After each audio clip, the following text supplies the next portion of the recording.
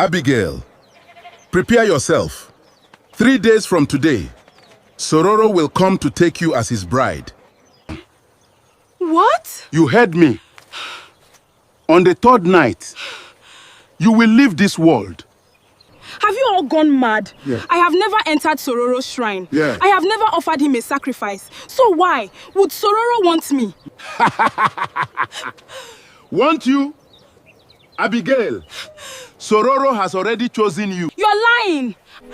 Am I? Answer me, Abigail. For how many nights has food appeared at your doorstep? How? Helen. How do you know about the food? Abigail, answer me honestly. For exactly how many nights has food appeared at your doorstep? 30. Why are they crying? Somebody, tell me what's happening. There is no longer any prayer, no sacrifice, no ritual that can save you. Save me from what? You thought someone was feeding your children out of kindness. You were wrong. Every meal, every bowl of soup, every piece of bread came from Sororo and Abigail. No one eats Sororo's food for free.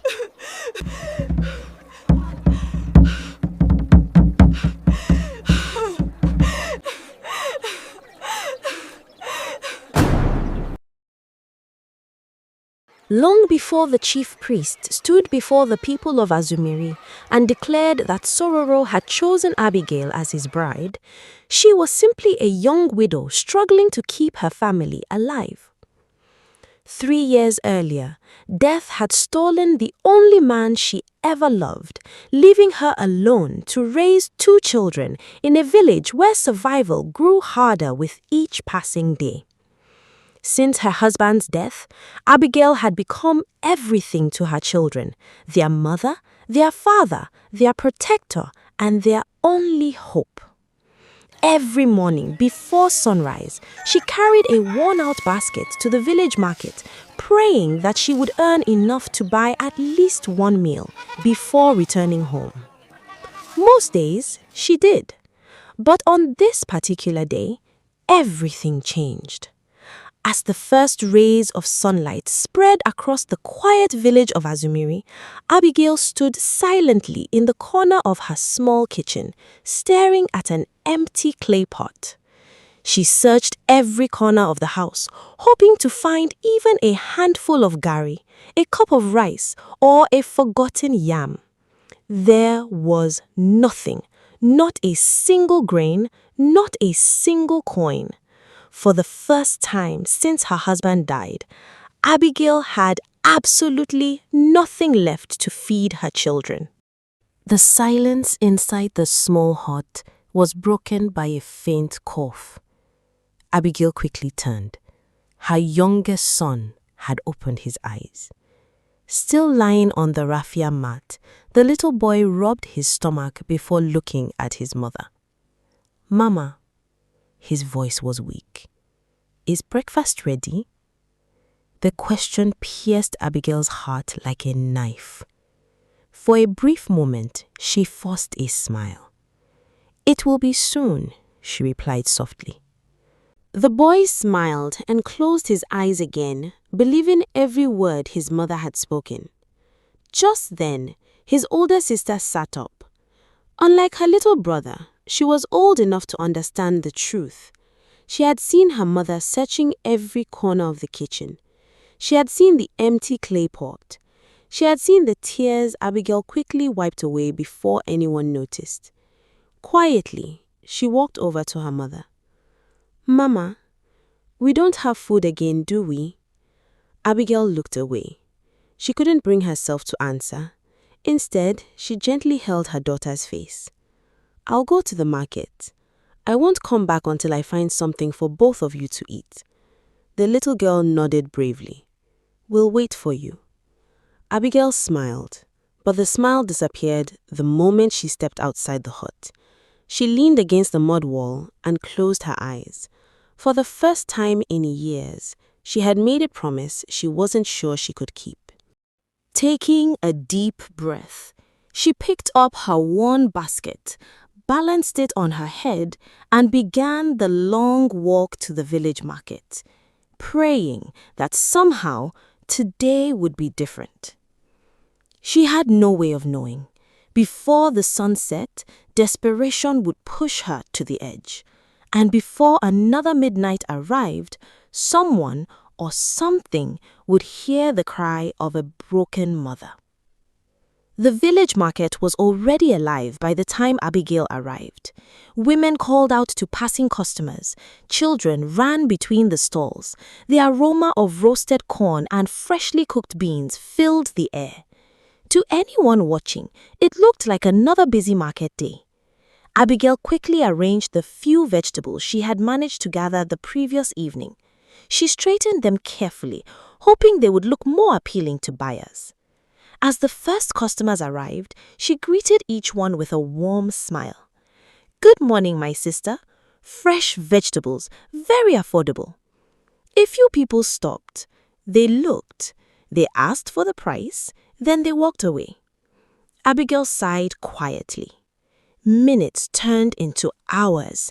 The scorching afternoon sun beat down mercilessly. One by one, the traders around her celebrated successful sales. Some had already packed their goods and were heading home with smiles on their faces. Abigail remained seated. The vegetables in her basket looked almost untouched. Just then, an elderly woman approached her stall. "My daughter," the woman said kindly, "how much for everything?" Hope instantly returned to Abigail's eyes. She quickly mentioned the price. The woman reached into the wrapper tied around her waist, then suddenly stopped. "Oh, I completely forgot my money at home. I'm sorry, I'll come back." She never did. Abigail watched the old woman disappear into the crowd. That was the closest she came to making a sale that day. As the sun slowly began to set, she counted the money in her hand. Just 3 small coins. Not enough to buy rice, not enough to buy gari, not enough to even buy a loaf of bread. She stared at the coins for a long moment before quietly closing her fist. For the first time since opening her store that morning, Abigail realized she was going home with nothing. By the time Abigail left the market, the sun was already sinking behind the tall trees surrounding Azumiri. After counting the few coins she had managed to earn, she stopped at a small roadside store and bought the only thing she could afford, a small cup of gari. No sugar, no milk, not even ground nuts. As she walked home, she silently prayed it would be enough to calm her children's hunger, even if only for one night. The moment she stepped into the hut, her 2 children ran toward her. Their hopeful smiles immediately fell to the small cup in her hands. Without saying a word, Abigail poured the gari into a bowl, added water, and stirred slowly. There was no sugar to sweeten it, no milk to make it richer, just plain gari and water. The 3 of them sat on the floor. Nobody spoke. The only sound inside the little hut was the soft clinking of the spoon against the bowl. Each child took a few mouthfuls before quietly passing the bowl back to their mother. They pretended they were full. Abigail knew they were lying, so she lied too. "I'm not hungry," she whispered with a faint smile. "You two finish it." The children looked at each other. Then, without another word, they obeyed. That night, hunger put them to sleep much earlier than usual. Abigail waited until their gentle breathing filled the room. She quietly stood up, wrapped her old wrapper around her shoulders, and stepped into the cold night. The village was silent. Only the distant sound of crickets echoed through the darkness. She looked up at the star-filled sky. For a long moment, she said nothing. Then, with tears streaming down her cheeks, She finally spoke. Father, I don't even know how to pray anymore. I have prayed every day since my husband died. I have cried. I have fasted. I have trusted you. But every day, life only gets harder. Her voice broke. My children are hungry. They smile so I won't feel bad. But I know they're suffering. They deserve better than this. She slowly fell to her knees. What kind of mother cannot even feed her own children? The tears came harder. I've gone from house to house. I've walked until my hands could no longer carry a basket. I've done everything I know how to do. So tell me, what else do you want from me? Silence. No answer came. Abigail lowered her head. Then she whispered the words she never imagined would leave her lips. I don't care anymore. I don't care who answers, as long as my children don't die of hunger. The wind suddenly became still. The crickets stopped singing. An unnatural silence settled over the night. But Abigail noticed none of it. She wiped her tears, stood up slowly, and returned to the hut. Within minutes, she was asleep, completely unaware that someone else had heard every word she had spoken. Midnight came quietly. The entire village of Azumri slept beneath the darkness. Not a single lantern burned. Not a single voice could be heard. Only the whisper of the wind moved through the lonely paths. Then, tock, a single knock echoed from outside Abigail's door. Inside the little hut, Abigail remained asleep. A few moments passed. Again, tock. The sound was neither loud nor frightening. It was calm, almost patient, as though whoever stood outside knew there was no need to hurry. The wind suddenly died. The crickets stopped singing. Even the leaves on the trees became perfectly still. For a brief moment, it was as if the entire village was holding its breath. Then, morning arrived. The first rays of sunlight slipped through the small window of Abigail's hut. She stretched her tired body and quietly stood up, careful not to wake her children. As she opened the wooden door, she froze. Sitting neatly on the doorstep was a large clay pot, still covered, still warm. Fresh steam escaped from beneath the lid. Abigail looked left. Nobody. She looked right. The narrow footpath was completely empty. Confused, she stepped outside and searched the ground. No footprints, not even the marks of bare feet in the soft earth. It was as though the pot had simply appeared out of nowhere. Slowly, her trembling hands reached for the lid. Abigail slowly lifted the lid. Her eyes widened. Inside the clay pot was steaming white rice, rich vegetable soup, and 2 pieces of smoked fish. The aroma filled the morning air. For a moment, she simply stared. It had been a long time since she had seen so much food. She looked around again. The footpath remained empty. Who could have done this? She whispered. Just then, the little boy ran outside, rubbing his sleepy eyes. Mama! He suddenly stopped. His eyes fell on the clay pot. His face lit up with excitement. Mama! There's food! Before Abigail could respond, her daughter stepped outside too. She looked at the food, then at her mother. Did someone bring this? Abigail slowly shook her head. I don't know. The little boy smiled. Maybe God answered your prayer. Those words pierced Abigail's heart. She looked toward the sky. Could this really be God's answer? She waited, Perhaps the person who brought it would return. Minutes passed. Nobody came. She walked to the nearest compound and asked if anyone had left food outside her house. Everyone shook their heads. She asked another neighbor. Again, no. Soon, word spread that someone had mysteriously left food for the widow. Some villagers smiled. It must be a secret helper. Others simply shrugged. What matters is that the children can finally eat. Abigail looked down at the steaming meal once more. She silently folded her hands.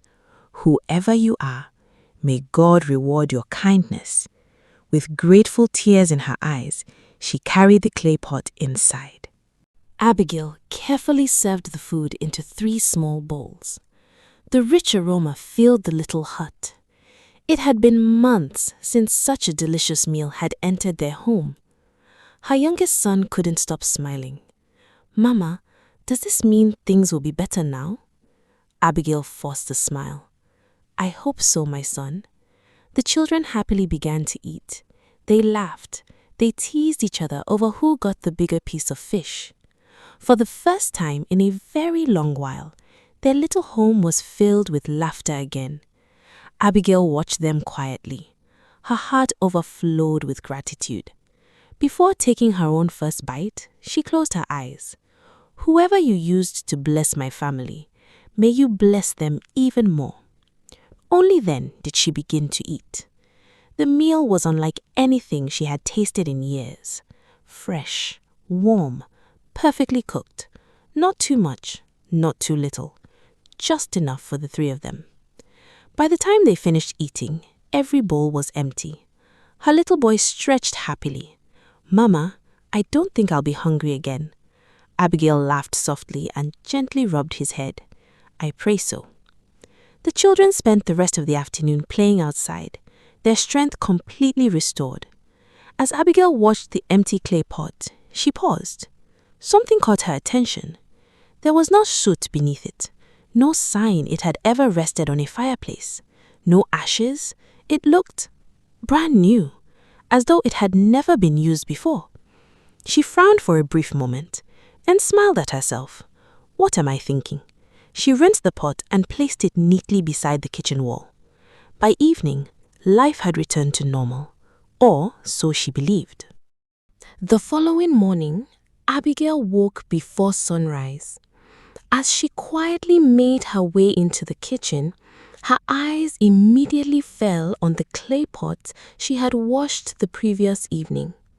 It sat exactly where she had left it. She smiled. "Today, I'll find out who owns you." She bent down to pick it up, then paused. The pot felt heavier, much heavier. A strange feeling crept over her. Slowly, she lifted the lid.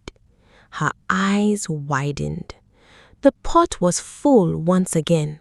Freshly prepared food, still steaming, as though it had just been taken off the fire. Abigail's hands began to tremble. "No," she whispered, "this can't be." She quickly looked around the kitchen. Nobody. She rushed outside. The compound was empty. She searched behind the hut. Nothing. She returned inside and stared at the pot again. The food was still hot. The rich aroma filled the room. There was no mistake. This was the same clay pot she had washed the previous evening. She recognized the tiny crack near one of its handles. Yet, somehow, it had filled itself again. Abigail stood motionless. Fear told her to throw the pot away. Hunger told her to open it. For the first time, she didn't know which voice to obey. Slowly, she picked up the pot and carried it outside. She walked to the nearest compound. "Mamada?" The elderly woman looked up from where she was sweeping. "My daughter, you're up early." Abigail placed the pot on the ground. "Mamada, did you leave this food in my house?" The old woman frowned. "No." Abigail hesitated. Did you send anyone? Again, the old woman shook her head. I thought perhaps one of the women in the village wanted to help me. Mamada smiled gently. If I had food to spare, I would gladly help you, my daughter. But this wasn't from me. Abigail thanked her quietly and returned home. She visited another neighbor, then another. Everyone gave her the same answer. Nobody knew where the food came from. By midday, the strange gift had become the talk of Azumiri.